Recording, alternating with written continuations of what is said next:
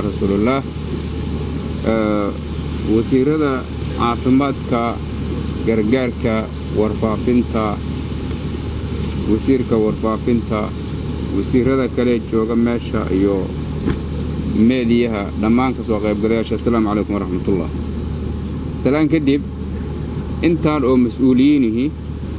iyo intaan oo meediyahi inay meel qura ku wada kulmaan waxay muujinaysaa waxa laga hadlayaa inay ahayn wax caadi ah waxyaabaha laga hadlayo oo maantay shirkeena jaraa'id uu ku saabsan yahay waxa ay tahay khatarta ay wajahayaan bulshadeena Soomaaliyeed gaar ahaan kuwa ku nool gobolka Banaadir iyo caasimadda Muqdisho marar badan ayaan ka hadalnay aan la dardaaranay bulshada laakiin waxaad moodaa dardaaranku inuusan bulshadeena ku socon maantay marka bal inaan mar kale muujino khatarta jirta dardaaran wada jirna aanu soo jeedino sidaas ayay tahay ujeedada kulankeena maanta waxaad ka wada dheregsantihiin cudurkan Covid-19 ama coronavirusku inuu ku faafay guud ahaan dunida waxaad ogtihiin dadaal la sameeyay dalaal oo aad u halakeeyay dadaal badan oo ay sameeyeen darteed inay ka bogsadeen oo maanta aan laga helayn xitaa hal kiis inaan laga helayn waxaad ogtihiin kuwa uu aad u dilooday walina sii dilaayo inay jiraan waxaad ogtihiin Covid-19 inuu bilowday 2019 dabayaaqadeedii aadna uu u darnaa 2020 halkaana uu soo gaaray xilligaas dadaal midka hadda socda ka badanna la sameeyay lagana bogsooday dhabahaantii dadaalada la sameeyay waxa kamid ah in duulimaadyada la joojiyay ayaa kamid ahayd in la sameeyay xarun karantiil oo dadka safarada ku yimaada ama dadka isaga shakiya cudurkaas lagu xareeyo ayaa la sameeyay dadaalkaas marka intaas kaliya ma ahayn waxa la buufiyay magaalada oo dhan ayaa baabuur waaweyn lagu buufinayay wacyigelin wasaaradaha hadda gadaasheeda taagani ay ka wada qayb qaateen ayaa la sameynayay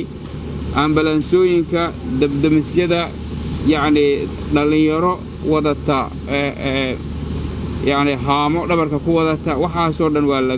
waa laga wada shaqaynay dadaalkaas ilaahay subxaanahu wa ta'aala mirihiisa uu soo bixiyo waa laga bogsooday asagoo ka khatarsan ayaa weefkii ama heerkii labaad ee adduunka ku soo noqday ayaa haddana mar kale soo gaaray dalkeena gaar ahaan magaalada caasimadda ah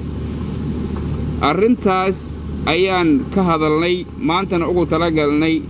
si intii hore ka qaylo dheer inaan bulshada gaarsiino bulshada waxa looga baahan yahay marka aan u sheegno khatarta jirta talooyinka la siinayo ama wasaaradda caafimaadku ay bixinayso ama guud ahaan mas'uuliyiinta dawladda ay bixinayaan inay u dhaga nuglaadaan oo ay qaataan sidaas ayaa la doonaya مثلا markii hore waxa la yiri goobaha ganacsiga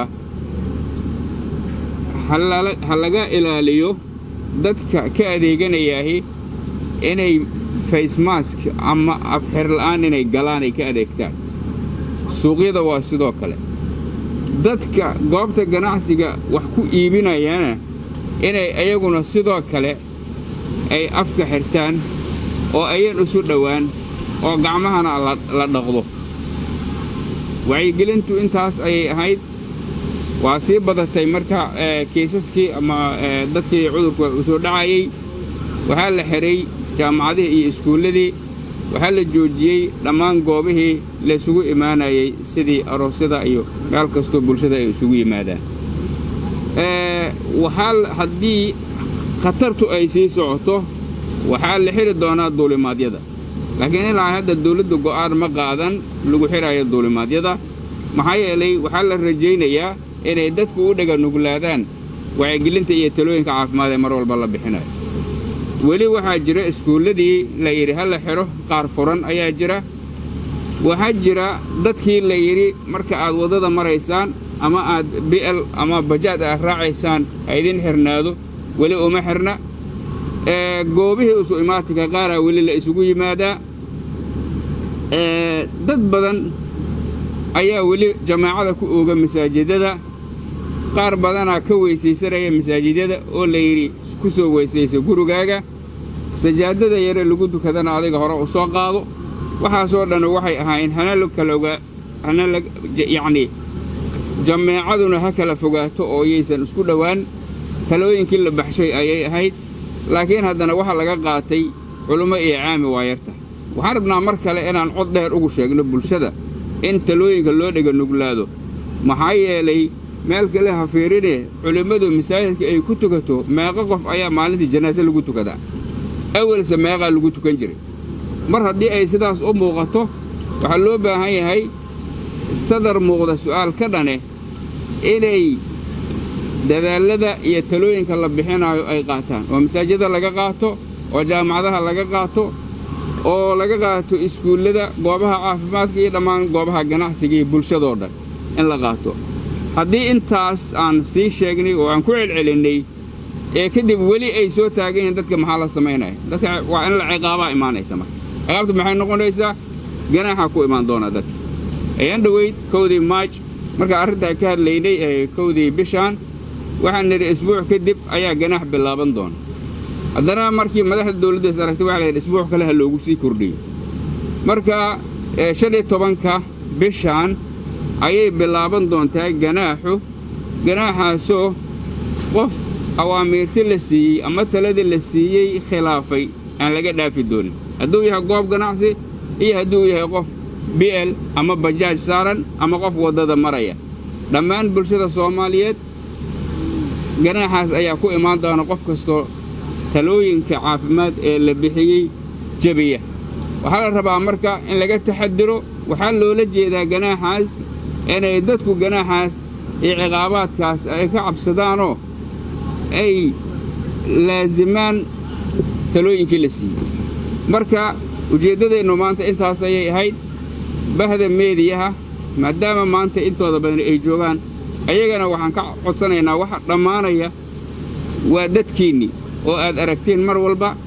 inaad markaa meediyaha adinku aad leedihiin hadduu yahay raadiyo hadduu telefishin yahay haddii website wuxuu yahay ha ahaadee